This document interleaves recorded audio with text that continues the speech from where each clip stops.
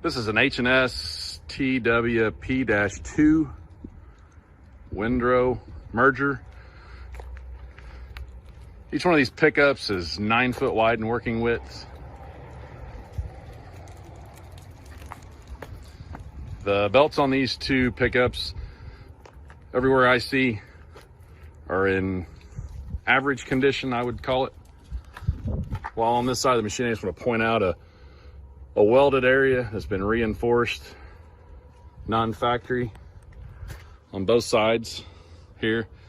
Very similar repair on each side, so got to think it's for reinforcing a weak area possibly on this machine. Just want to point that out.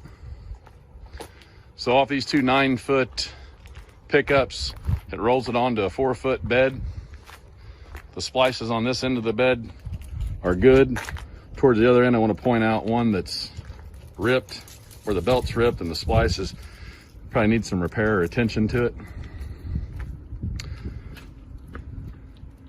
This machine for transport, for trucking purposes, 14 foot wide, 43.5 foot long, 8.5 foot tall.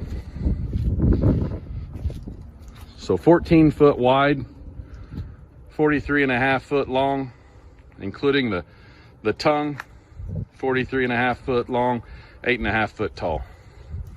Here's one of those splice sections I just want to point out.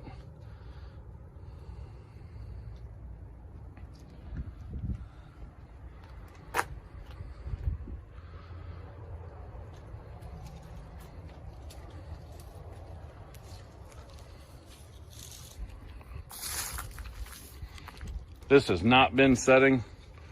It was used lately in a field.